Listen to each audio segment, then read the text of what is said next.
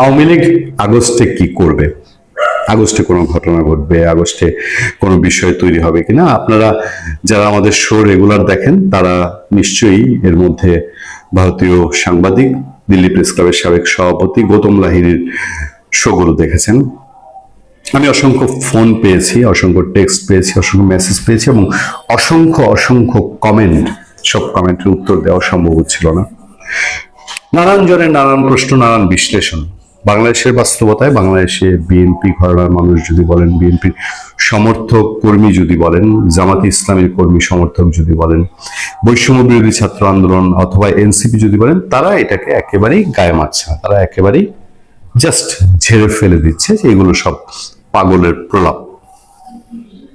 আমরা কোন পক্ষের বক্তব্যকে আমরা ডিফাইন করার জন্য এখানে বসিনি, আলোচনায় বসিনি। গৌতম লাহিড়ী তার বিশ্লেষণ জানিয়েছেন, তিনি আওয়ামী লীগের লোকজনের সঙ্গে চলাফেরা করেন, তাদের কাছ থেকে তথ্য পান এবং সেই তথ্য অনুযায়ী তিনি নিজের মতো করে কি হতে পারে এটার একটা ছবি তিনি তুলে ধরার চেষ্টা করেছেন। তার মতামতের প্রতি আমি শ্রদ্ধা জানাই এবং তার মতামতের আমি কোনো ডিফাইন করছি না।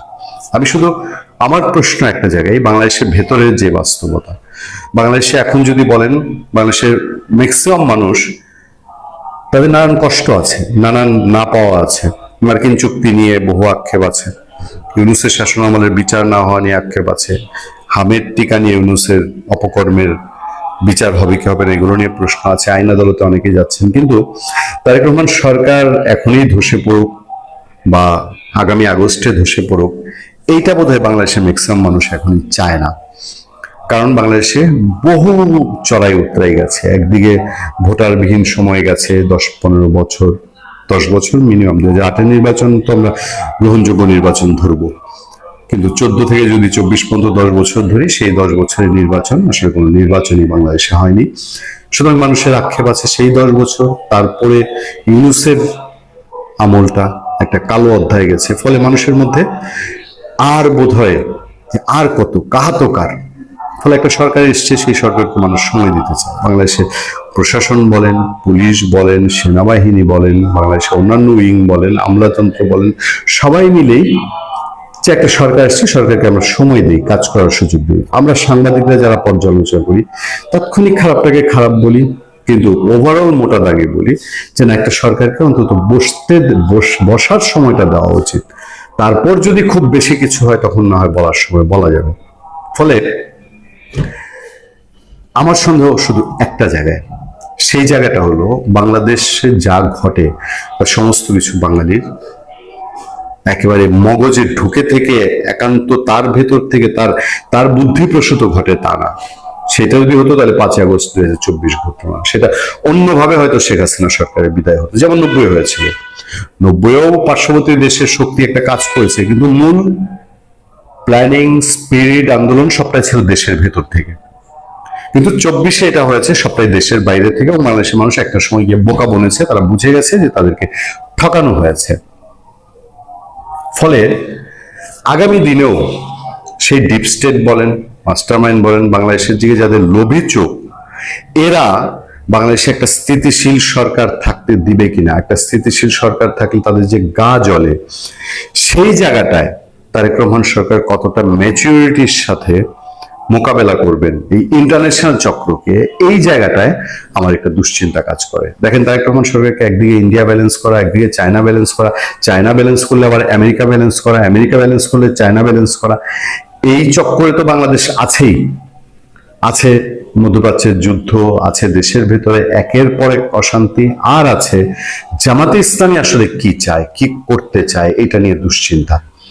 ফলে আগস্টে কিছু হবে কি হবে না, এটা নিশ্চয়ই সময় আসার আগে কিছু বলা যায় না। আওয়ামী লীগ বাংলাদেশের রাজনীতিতে খুব অচিরেই ফিরে আসছে। বিভিন্ন টকশোর মধ্যে এবং রাজপথের মধ্যে সকলেই অলরেডি বলা শুরু করে দিয়েছে আওয়ামী লীগের ভালো সময় খুব সন্নিকটে। টকশোর মধ্যে মাসুদ কামালের মতো আলোচকরাও বলছে আওয়ামী লীগকে বিএনপি ফিরিয়ে আনার কোনো প্রয়োজন নেই। আওয়ামী লীগ একটি রাজনৈতিক দল, আওয়ামী লীগ আইনের মাধ্যমে বাংলাদেশের রাজনীতিতে ফিরে আসবে এবং নিজেদের শক্তিমত্তা দেখিয়ে বাংলাদেশের রাজনীতিতে আওয়ামী লীগ ফিরে আসবে। এবং খেটে খাওয়া মানুষ বিভিন্ন জায়গায় মিডিয়ার সামনে যখন বক্তব্য দেয় তারা ক্লিয়ারলি বলে যে আওয়ামী লীগের জন্য আমরা রাজপথে জীবন দিতে প্রস্তুত আছি।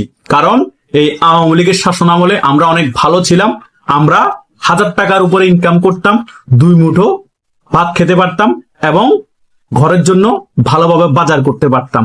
এখন আমরা ঠিকভাবে ঘরের জন্য বাজার করতে পারি না, ডেলি 500 টাকা ইনকাম করতে আমাদের কষ্ট হয়ে যায়। সো শেখ হাসিনার ডাকের অপেক্ষায় খেটে খাওয়া মানুষ বসে আছে। যে সকল টকশের আলোচক আছে তারাও কিন্তু বুঝতে পেরেছে পরিস্থিতি ব্যাগতিক। তারাও এখন বলছে, যারা কঠোর সমালোচক ছিল আওয়ামী লীগের এবং শেখ হাসিনা, তারাও ক্লিয়ারলি বলার চেষ্টা করছে আওয়ামী লীগকে এভাবে কোনোভাবেই কোণঠাসা করে রাখা যাবে না, কোনোভাবে এভাবে দমিয়ে রাখা যাবে না। আওয়ামী লীগ ঠিকই সংগঠিত হয়ে খুব শীঘ্রই বাংলাদেশের রাজনীতিতে ফিরে আসছে। এটা বিএনপির জন্য এবং জামাতের জন্য বিশাল বড় একটা বার্তা। বিএনপি ভুল রাজনীতি করছে, জামাতের পাতানো ফাঁদে পা দিয়ে বিএনপির রাজনীতিটাকে ধ্বংস করছে। বাংলাদেশে এখনো 50% উপরে মুক্তিযুদ্ধের পক্ষের শক্তি সমর্থক আছে, বাংলাদেশ আওয়ামী লীগের সমর্থক আছে। সো এত বড় একটি রাজনৈতিক দলকে কতদিন আপনারা কোণঠাসা করে রাখতে পারবেন, কতদিন কার্যক্রম নিষিদ্ধ করে রাখতে পারবেন? সো সেটা হিতে বিপরীত হয়ে যায় এবং হয়ে গিয়েছে। সেই কারণে বাংলাদেশ আওয়ামী লীগ আরো বেশি শক্তিশালী হচ্ছে, আরো বেশি জনপ্রিয়তা অর্জন করছে। একেবারে তৃণমূল পর্যায়ে বাংলাদেশ আওয়ামী লীগের শাখা পোশাখা আছে, খেটে খাওয়া মানুষের কাছে আওয়ামী লীগের জনপ্রিয়তা আছে। কিছু মানুষ 16 বছর বাংলাদেশ আওয়ামী লীগ ক্ষমতায় থাকার ফলে একটু অস্বস্তিতে থাকলো এবং সমালোচনা করলো বাংলাদেশ আওয়ামী লীগ নিয়ে। এখন কিন্তু বাংলাদেশ আওয়ামী লীগ নিয়ে তারা সমালোচনা করছে না, বরং তারাই চাচ্ছে বাংলাদেশ আওয়ামী লীগ আবার বাংলাদেশের রাজনীতি ফিরে আসুক এবং আবার ক্ষমতায় আসুক। তার মানে যে 15% 20% মানুষ আওয়ামী লীগের বিপক্ষে চলে গিয়েছিল 16 বছরের শাসন আমলের কারণে, তারা আবার আওয়ামী লীগের পক্ষে ফিরে এসেছে। আগের আওয়ামী লীগের 35 থেকে 40% সমর্থন, এখন 15 থেকে 20% সমর্থন আরো বেড়েছে। তার মানে 50 থেকে 55% জনগণ এখন আওয়ামী লীগকে ডাইরেক্ট সমর্থন করছে এবং আওয়ামী লীগের পক্ষে এসে দাঁড়ানোর জন্য তারা অপেক্ষা করছে।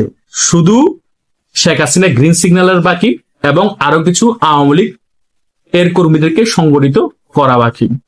তাহলে আওয়ামী লীগের মেইন খেলা শুরু হয়ে যাবে এবং খেটে খাওয়া মানুষ বলেন এবং আওয়ামী লীগের তৃণমূলের কর্মীরা বলেন, সকলেই একত্রিত হয়ে রাজপথে নামবে, রাজপথ তামা তামা করে ফেলবে। আর আওয়ামী লীগের দাবি আদায় করে ছাড়বে। আর আওয়ামী লীগের দাবি আদায় হওয়ার পরেই দেখবেন বাংলাদেশের বুকে আবার আওয়ামী লীগের পতাকা পোত করে উড়বে এবং বাংলাদেশ আওয়ামী লীগ আবার বুক ফুলিয়ে বাংলাদেশের রাজনীতি করবে। এবং শুধু রাজনীতি করবে না, আগামীতে যে নির্বাচন হবে সেই নির্বাচনে অংশগ্রহণ করে 200-র উপর আসন পেয়ে বাংলাদেশ আবার ক্ষমতায় আসবে। সো খুব শীঘ্রই বাংলাদেশ আওয়ামী লীগের জোয়ার আসছে এবং বাংলাদেশ আওয়ামী লীগের খুব সুসময় সন্নিকটে। এই আওয়ামী লীগকে কেউ আগেও দাবাতে পারে না, ভবিষ্যতে পারবে না। এটাই হচ্ছে বাস্তবতা, কেউ মানুক আর না মানুক। আশা করছি আপনারা সকল কিছু এখন বুঝতে পারছেন আগামীতে কি হতে যাচ্ছে এবং আমি এই আলোচনায় কি বুঝাতে চেয়েছি সেটাও ক্লিয়ারলি বুঝতে পেরেছেন। আশা করছি সকলে আপনাদের মত প্রকাশ করে একটি কমেন্ট করে যাবেন এই ভিডিও কমেন্ট বক্সে।